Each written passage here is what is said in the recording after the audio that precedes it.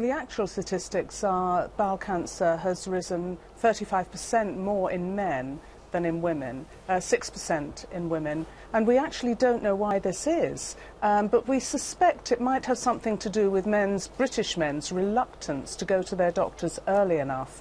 And so we want to highlight the symptoms of bowel cancer so that men will go to their doctors earlier, because this is a very treatable disease. 9 out of 10 cases can be treated successfully if diagnosed early. And it's not just the treatment is more successful. Obviously, people live longer as well if they are diagnosed earlier. Yes, we know that people's chances of living for more than 10 years after the diagnosis of bowel cancer has gone up considerably in the last few years. It goes up year on year.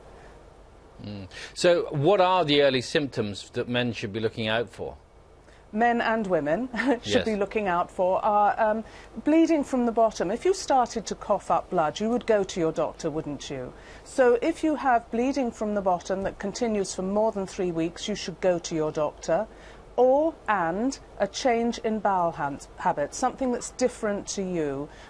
If that continues for more than 3 weeks, you should go to your doctor. Those symptoms apart, separately, go to your doctor, or together, definitely go and see your doctor early. Your doctor's quite used to hearing about these things, and he will ask or she will ask you the appropriate questions and, if necessary, send you for screening.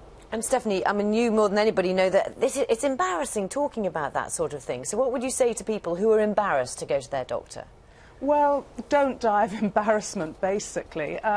In America, this is not the case. People talk about hemorrhoids and bowel habits all the time. It's a British stigma. So we really want to encourage people to go to their doctors early. Bobby did, actually, but was misdiagnosed for 4 years, by which time it was too late. And I hear this over and over again in this country, where people have left it too late, and it means that they could possibly die. So it is essential that people should not die of embarrassment in this day and age. Yeah, there is another element, though, which you mentioned about Bobby's case, and has happened in other cases as well, where you can go to the doctor and they'll say, well, it's just an upset stomach, and so what do you do if you go and you think, well, I have got something seriously wrong with me, but my GP doesn't necessarily agree? That's going to take a bit more courage, really, isn't it? It is, but if you still suspect there's something wrong, those symptoms continue, ask for a second opinion. Your doctor, if he's a good doctor, will not mind about that, will send you for a second opinion. And what's your view on diet and how that can affect bowel cancer as well? Well, we do know that diet does affect bowel cancer, so we're asking people, it's the same thing that you hear over and over again, but people are not doing, which is eat more fibre, more fresh fruit and veg, less red meat, don't smoke, consume less alcohol, and also, very importantly, get exercise. Obesity is a rising phenomenon. It's a real epidemic in this country, and that also will affect or heighten your chances of getting bowel cancer.